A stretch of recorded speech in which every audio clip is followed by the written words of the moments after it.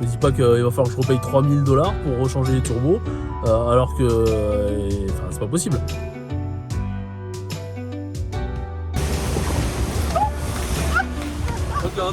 On a croisé des Québécois qui nous ont prévenus, qui nous ont dit, vous allez voir, la route elle est belle, mais alors elle est pourrie. Ça craque dans tous les sens, donc je vais... Ouais, ça va taper là je pense. Ici là. Oui.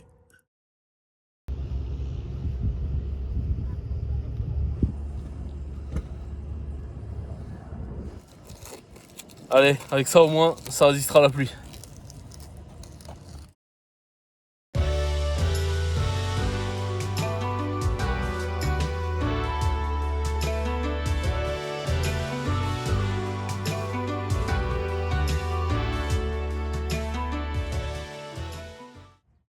Allez les amis, pour le plaisir, j'ai décidé de me rendre sous la caravane. Pourquoi? Parce que quand j'ai vidé les eaux grises tout à l'heure, je me suis rendu compte qu'il y avait des câbles qui pendaient sous la caravane. Ouais, regardez. Et puis ça pend pas qu'un peu, hein. C'est-à-dire que ça peut se prendre tout, quoi. Donc j'ai décidé de jeter un œil. Et je me suis dit, est-ce que ce serait pas ça l'histoire du voyant remorque, du message remorque qui se déconnecte et qui se reconnecte tout le temps au niveau du tableau de bord de la voiture.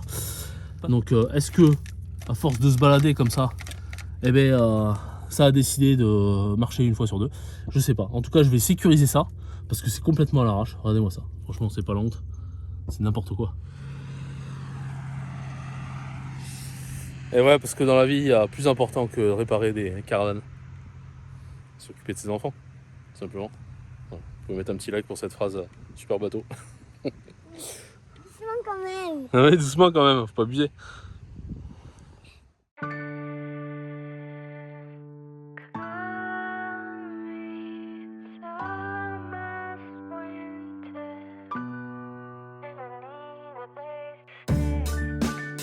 Allez, on est parti de Tok et on se rend donc à Anchorage. Et si on n'avait pas eu tous ces petits soucis avec la caravane, on aurait dû s'arrêter pour aller s'approcher de ce magnifique glacier. Voilà, dommage, mais bon, on va continuer, on le fera au retour, c'est pas très grave, dans quelques semaines on repassera par là. Et regardez derrière moi, c'est très très noir parce qu'en fait on est en alerte foudre, orage aussi, mais surtout foudre. Il prévoit jusqu'à 10 000 impacts de foudre dans la soirée et donc on est en vigilance extrême incendie, c'est-à-dire qu'ils s'attendent à des départs de feu un peu partout suite à cette foudre, donc il faut qu'on soit vigilant. Tout ça pour vous dire aussi qu'il fait chaud, 27 aujourd'hui, demain 29, donc le thermomètre grimpe et d'ailleurs on n'a jamais eu autant chaud que depuis le début du voyage, donc c'est dire qu'il fait bon en Alaska, c'est peut-être un peu exceptionnel aussi. Et donc du coup on va reprendre la route, allez on continue, on file sur Anchorage.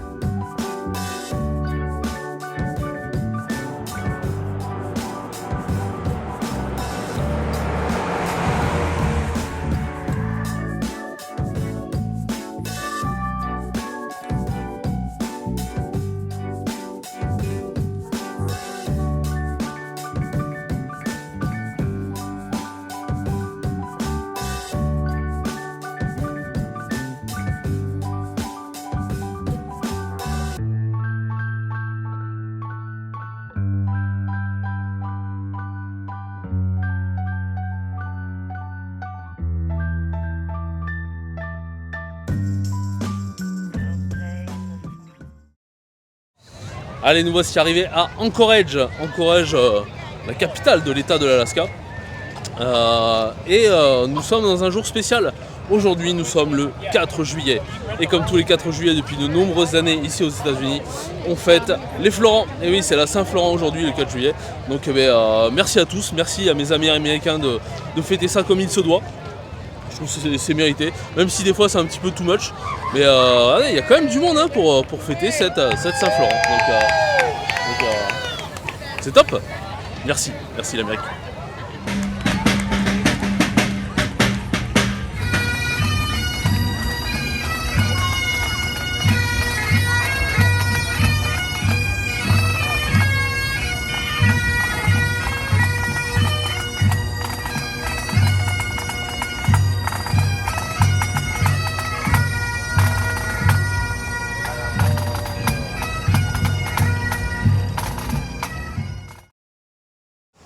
Allez mes amis, on ressort de chez Progressive. Plusieurs informations. Déjà, on a demandé voilà où c'est que ça en est notre case. On a ouvert un case sur internet. Et donc elle est allée checker, elle est revenue. Ah, c'était pas au bon endroit, donc du coup je l'ai remis au bon endroit. Voilà, bon, super gentille. Vous aurez juste à uploader plus de photos parce qu'il nous faut des photos de l'ensemble de la caravane, etc. D'accord, pas de problème, on le fera. Elle nous a passé un lien. Ça, c'est cool. Deuxième chose, on s'est dit, on en profite, c'est la première fois qu'on voit quelqu'un de chez Progressive, donc on va poser plein de questions. Donc question, alors si on a un dommage, est-ce que à la fin des 3 mois, parce qu'on reste que 3 mois nous, mais on a payé pour 1 an la caravane et pour 6 mois le véhicule, à la fin des 3 mois, est-ce qu'on est remboursé du reste, même si on a un dommage? Oui, il n'y a pas de problème, vous serez remboursé. Cool. Et ensuite, on a posé une question que beaucoup de monde se pose sur Internet, sur Facebook, etc. Est-ce que c'est mon permis national personnel de France par exemple qui prend le pas en cas de sinistre? Est-ce que vous enquêtez? Est-ce que machin? Est-ce que si j'ai un accident avec un véhicule de plus de 3,5 tonnes par exemple, est-ce que c'est pris en compte? Parce que moi en France on me limite à 3,5 tonnes. Oui, ce sera pris en compte, ne vous inquiétez pas. Ici on regarde pas les permis quand on gère un sinistre. Donc vous pouvez rouler tranquille, il n'y a pas de souci. Allez, une fois n'est pas coutume avec nous, on se balade en ville. Ouais. Alors en ville au bord de la mer hein, bien sûr, en Corrège, qui est un petit peu situé dans une baie. Pourquoi? Parce qu'on attend la voiture, enfin la réparation de la voiture qui aura lieu demain. Alors d'habitude on n'est pas trop ville américaine, hein. Il faut aller les trouver, hein, les coins qui sont sympas dans les villes américaines. Et bien en Corrège ça reste quand même une petite ville. Franchement elle est à la taille des États-Unis en tout cas, ça reste une petite ville, je crois que c'est 600 000 habitants par là. Donc voilà, quelque chose de cohérent par rapport à ce qu'on peut trouver en Europe. Et voilà, donc ici on est au nord de l'aéroport. Et de temps en temps il y a un avion qui décolle au-dessus de nous, c'est assez impressionnant. Et c'est rigolo à voir.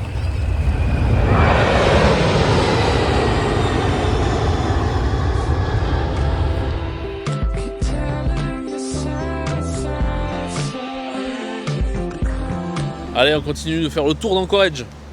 Nous voici à Sheep Creek. Sheep Creek, c'est comment dire, le ruisseau du navire, le ruisseau du bateau, bref. Et ici, qu'est-ce qu'on peut voir? On peut voir des saumons remonter le petit ruisseau là, à partir de l'été. Voilà, c'est un petit peu vague, hein, mais bon, c'est la nature, donc il n'y a pas de date précise. Donc voilà, à partir de l'été. Donc là, on voit pas grand-chose. J'ai pas l'impression qu'il y en ait. Et du coup, on sait pas. Est-ce que c'est furtif? Est-ce qu'on les voit bien? Est-ce que mystère. Toujours est-il que ce sera un de nos fils rouges, voilà, jusqu'à peut-être la fin de ce voyage, de voir des saumons remonter les rivières. Petit bonus, si on voit des grizzlies pêcher des saumons en train de remonter les rivières. Méga bonus, si on voit des grizzlies sur des licornes en train de pêcher. Mais bon, bref, on essaiera d'en trouver et puis on essaiera de vous les montrer. Bon, déjà, il faudrait qu'on les voit. Et puis voilà. Allez, j'ai pas l'impression qu'il y en a ici, hein. J'ai l'impression qu'on va être un peu broucouille, comme disaient les autres.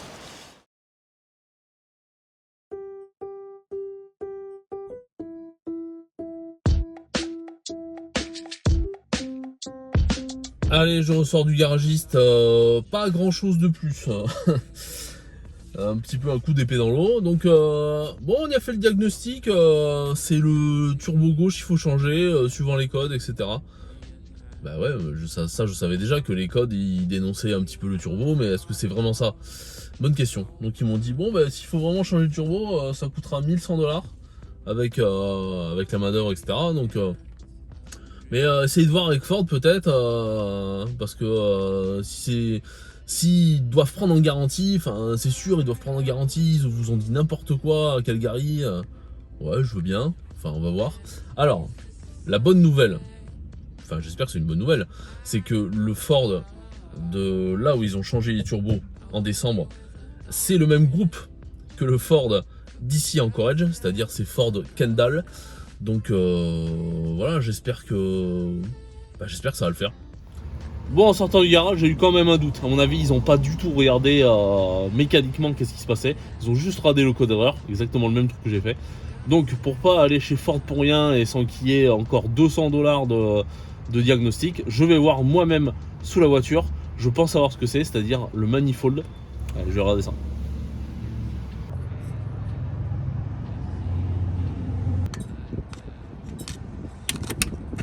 Bon, j'ai donné de ma personne, je suis allé dessous et j'ai demandé à Sandrine de venir allumer la voiture et de faire des coups d'accélérateur et le bruit me semble venir du turbo. Donc je pense qu'ils ont raison, peut-être qu'ils ont allumé, peut-être qu'ils ont fait la même chose.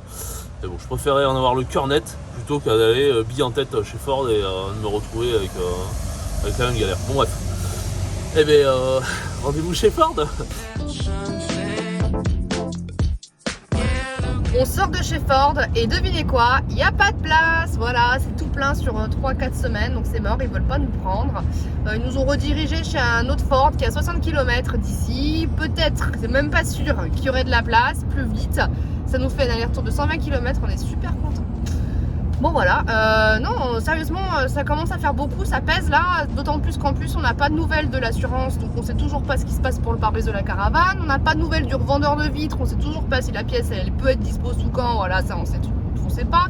Donc j'ai relancé tout le monde, on va aller faire du coup la route pour aller voir l'autre Ford, donc j'espère qu'on aura un peu de meilleures news quoi.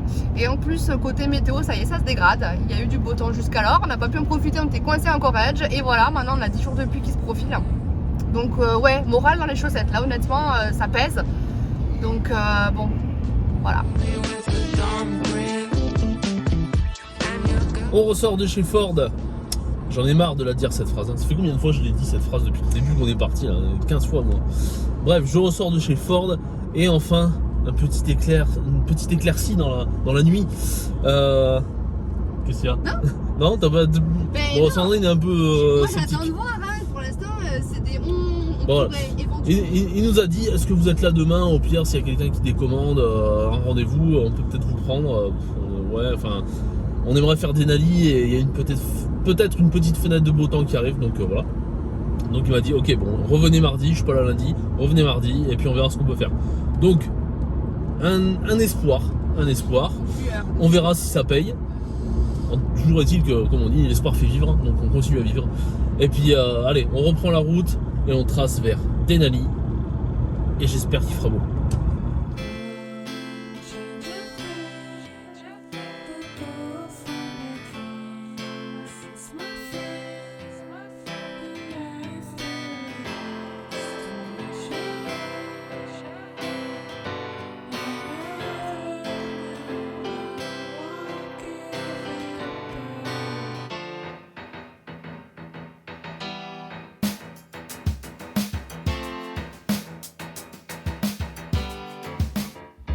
Allez, on se rapproche du parc de Denali et on s'attendait pas du tout à voir le Denali sortir d'au-dessus de la forêt. C'est la montagne la plus haute de l'Amérique du Nord, 6100 et quelques mètres. 91. 6191 mètres, comme dit Sandrine. Et voilà, impressionnant. Il faut savoir que seulement une personne sur 3 qui vient en Alaska pour voir le Denali voit le Denali. Donc on est chanceux. Déjà on l'a vu, c'est une victoire, je pense qu'on peut rentrer à Toulouse. Mais non, mais vraiment impressionnant hein, cette montagne. Hein. Déjà qu'on trouvait, on trouvait la plupart des montagnes qu'on a vues jusqu'au début de ce trip impressionnantes. Là c'est vraiment un beau sommet qui domine bien son monde.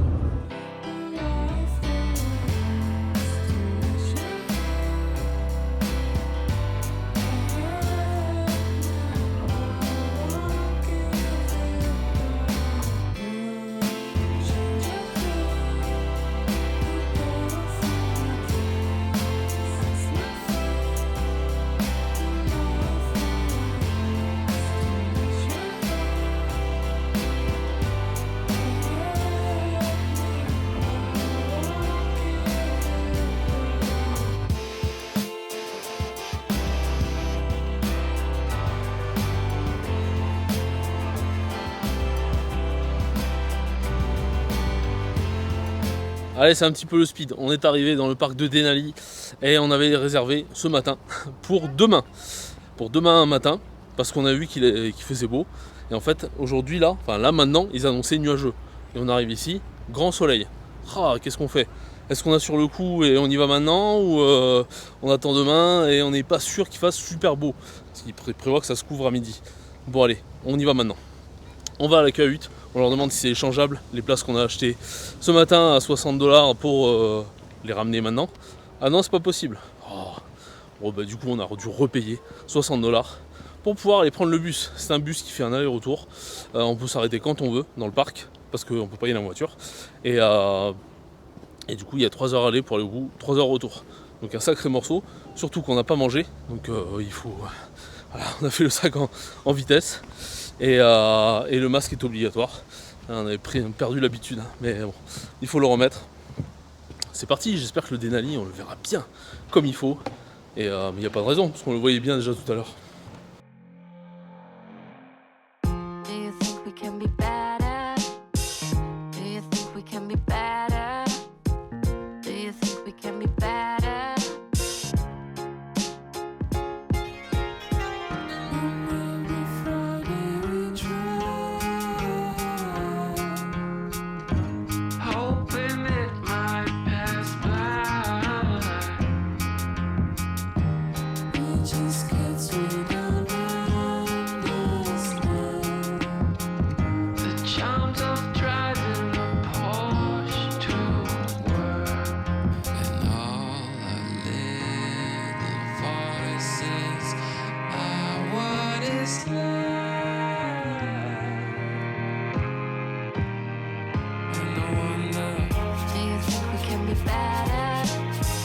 Et voilà mes amis, on est arrivé au bout de ce tour en bus.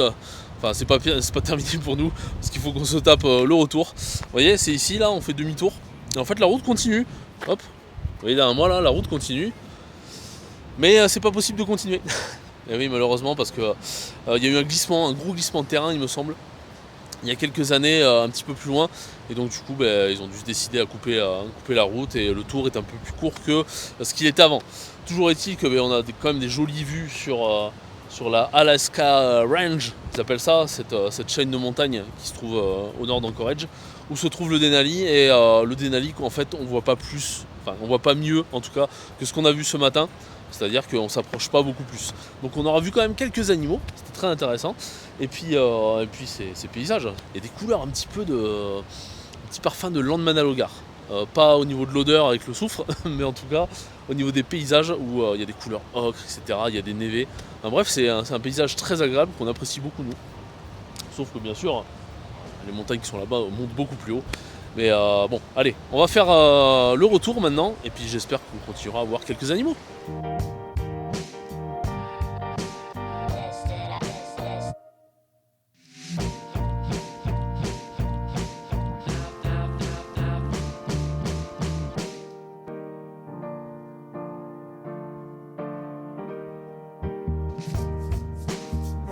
Alors là, juste devant, il y a un caribou sur la route, il est planté au milieu, ça fait déjà 5 bonnes minutes. Et en fait, le bus s'est arrêté parce qu'ils n'ont pas le droit de déranger les animaux. Donc on ne peut pas s'approcher pour leur faire peur. Si le caribou veut rester 1 heure là, nous on va attendre 1 heure.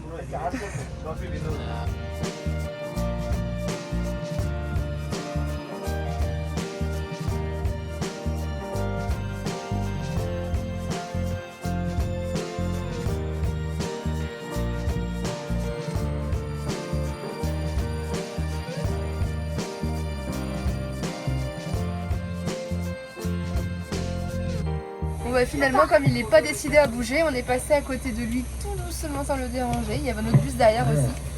Et bah on n'a pas eu l'air de l'avoir dérangé, il est toujours là. On est passé mais à 2 mètres, trop bien.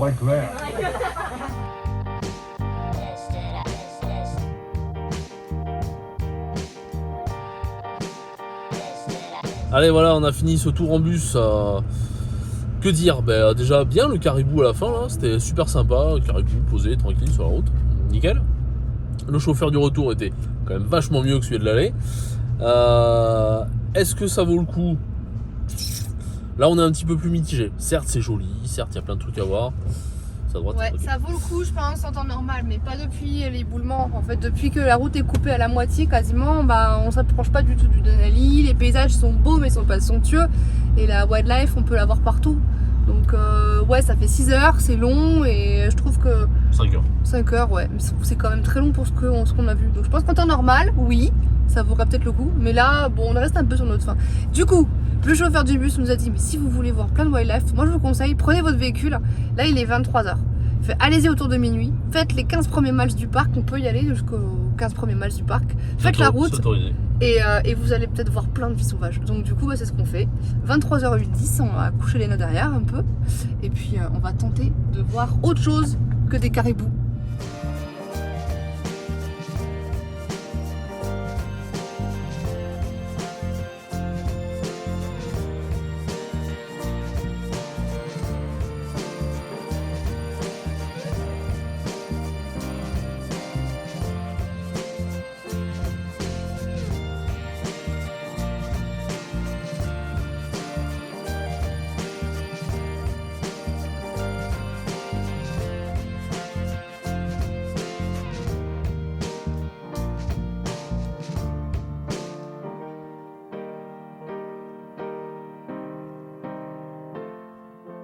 Bon, il est 1h du matin, finalement on n'aura vu qu'un orignal en sortant du parc.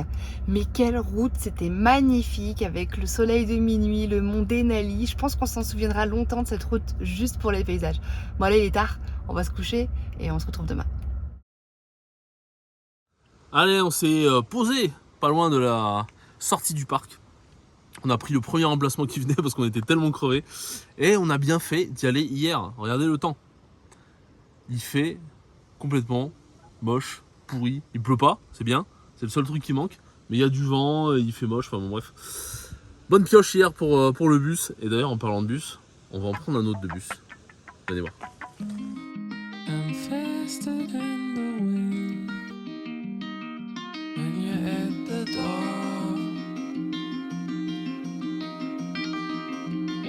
Allez, comme je vous disais tout à l'heure, allons prendre ce bus. Le bus numéro 142 de la compagnie de transport de Fairbanks.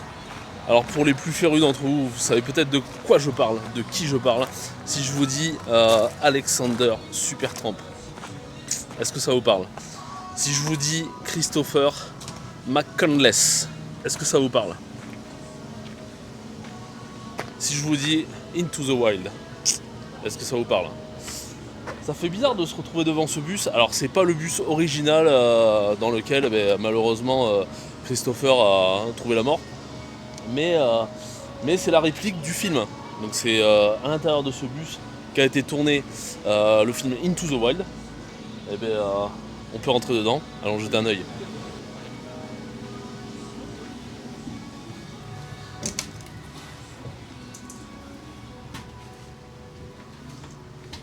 Alors ce bus il a été refait à l'identique, hein. C'était vraiment comme ça qu'était le bus 142 dans lequel Alexander Supertramp a trouvé la mort. Bon après ils ont laissé quelques accessoires, hein, c'est un petit peu rigolo. Et en fait ce bus c'était sur une route où il y avait des mines etc. qui devaient être exploitées. Et puis pour héberger les gens qui devaient travailler là-bas sur la route pour faire cette mine, pour aller à cette mine, et ils avaient mis ça à disposition. Donc il y a un genre de réchaud, réchaud ce que vous voulez pour se chauffer, le lit, et voilà. Après il y a quelques anecdotes sur le film et puis sur cette histoire aussi. Vous voyez, c'est lui, Alexander Supertramp. Donc Christopher McCandless. Ce bus, l'original, là où il était, a été retiré il y a 2 ans je crois, un truc comme ça. Je vais mettre en bas si je me trompe. Et pourquoi? Parce que c'était devenu un lieu de pèlerinage hein, après le film, qui a mis en avant toute cette histoire. Et donc c'était devenu un lieu de pèlerinage et beaucoup de gens se perdaient. Donc il y a eu beaucoup d'expéditions pour aller retrouver les gens qui se perdaient pour aller au bus. Doucement Léna. Et il y a eu des morts aussi. Donc l'État de l'Alaska a décidé de déplacer le bus. Donc l'armée a amené un hélicoptère qui l'a déplacé. Et maintenant il se trouve dans un musée à Fairbanks. Malheureusement je pense qu'on ne pourra pas aller jusqu'à Fairbanks. Parce qu'avec nos obligations de voiture etc. on va être obligé de rester plutôt côté sud. Donc voilà, ce sera le plus au nord je pense qu'on ira dans ce trip. Donc voilà. Et quoi de mieux que ce lieu un petit peu historique entre guillemets. Même si ça reste qu'un accessoire de film. C'est quand même impressionnant et émouvant. Allez, c'est tout pour la visite de ce bus, j'espère que ça vous aura plu. Le bus d'Into the Wild. Pourquoi il a été mis ici? Tout simplement parce que la route, la Stimpway Road, se trouve ici. Donc le bus était là-bas à quarantaine de kilomètres à peu près. Donc voilà, donc c'était un symbole de venir le remettre ici, comme ça les voyageurs peuvent venir le voir. C'est toujours sympathique. Toujours est-il que nous, on va terminer le vlog ici. Et oui mes amis, sur ce temps un petit peu maussade, mais il y a un petit peu de la fumée, donc il doit y avoir des feux de forêt pas loin.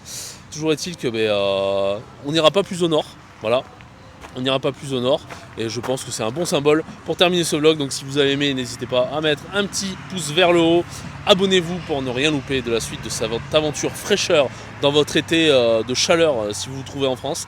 Et commentez, voilà, n'hésitez pas à nous dire ce que vous pensez, ces histoires de voitures, etc. Voilà. Allez, lâchez-vous, et nous on vous dit à la prochaine. Salut les amis. Ça va galérer à le retirer là.